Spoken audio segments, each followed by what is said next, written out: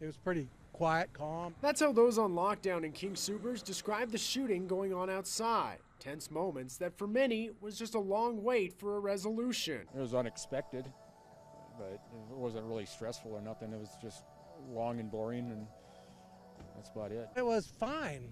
Like I said, the assistant manager, Kathy, did a wonderful job. They took care of us, fed us, gave us something to drink, and it was, very calm and nice in there. But as uneventful as lockdown can be, they weren't spared from the terror and carnage that was raging outside. I said, anybody get hit? And they'd check out the lady at Starbucks said, yeah, the guy's sitting over there at the counter, at the chair there. I looked over and I was seeing this man sitting there, and he had blood all over his neck, and I was like, holy, Ralph Boswell spoke with that man, who described the moments leading up to when he was shot. He was all right. It didn't look like he was hurt bad, but he was still, shot.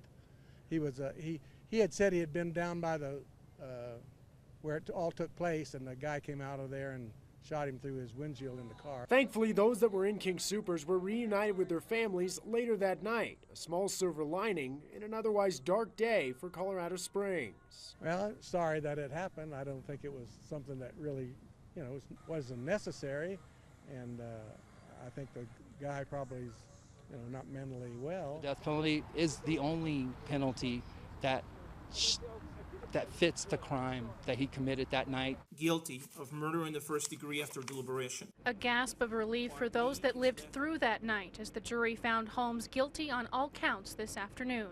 My body shuddered. I just felt flushed of everything. So much relief. I felt great. Youssef Garby was just 16 when he was shot in the head by James Holmes inside the theater. Still, he's keeping an open mind about whether Holmes should die for his crimes. I'll leave that to them, Like I said, I don't have any expectations. I don't want to disappoint myself. Many of those that survived the attack crushed by the loss of a loved one that protected them that night. Jansen Young's boyfriend shoved her under the seat and shielded her with his own body. He lost his life in saving mine. The sentencing phase will fill her with mixed emotions. I am happy with life if he gets life. However, I've been fighting for the death penalty because that's what John would have wanted. Getting over the factor that you're racing on ice. That's the biggest one. A lot of people think you're crazy at first, and you're probably right.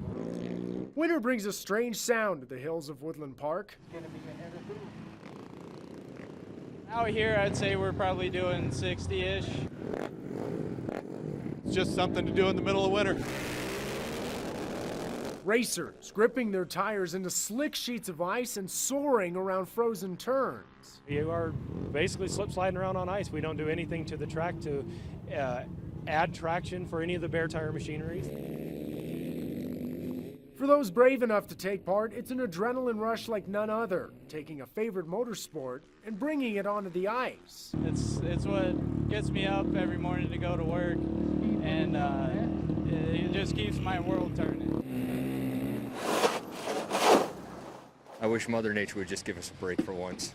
As Daniel Goodman shovels hail. I've been at this for 2.5 hours, almost 3. Each push comes with concern. It hurts business. We've got 24 closed down. We got all the cars coming through here, nobody's stopping. And who could blame them? But I cannot believe the weather is like this. Hail and mud turning the roads red. And tourists caught in the downpour.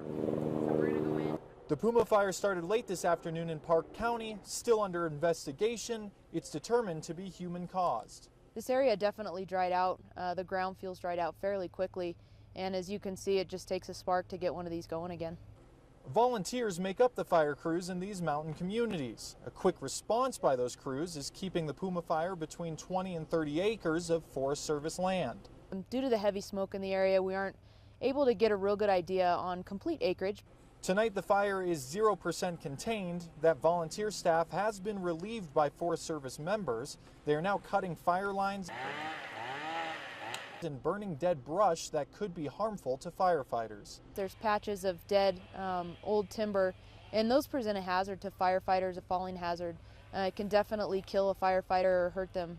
Recent weather has helped keep this fire moderate, and higher humidity at night should help firefighters battle it through the morning. If we do have the higher humidity, that will definitely help cool the fire down. and firefighters can make good progress hopefully tonight. Well, Rob, it is exactly what people here wanted to see today. Lighter winds steering the fire away from town, but the fire is still only a few miles away, and that has this idyllic town sitting on pins and needles. And given the audience we have for this live shot right behind me, you can see why folks wouldn't want to leave. And some good news and a sign of progress on the fire. School will be back in session tomorrow here in Beulah. The school has been used as staging grounds for the emergency responders. Cautions. So what did happen out here in this parking lot? Well, we're right next to the area where the suspicious package was left, and a man drove up in a silver hatchback, left an old brown suitcase right here on this median, decided that was the best place for it, then drove back off. A customer of Safeway ended up seeing that package, ended up telling an employee. The employee called the sheriff's office. The sheriff's office had to come out here and close this area down, and it led to quite the attraction in Falcon on a Sunday afternoon.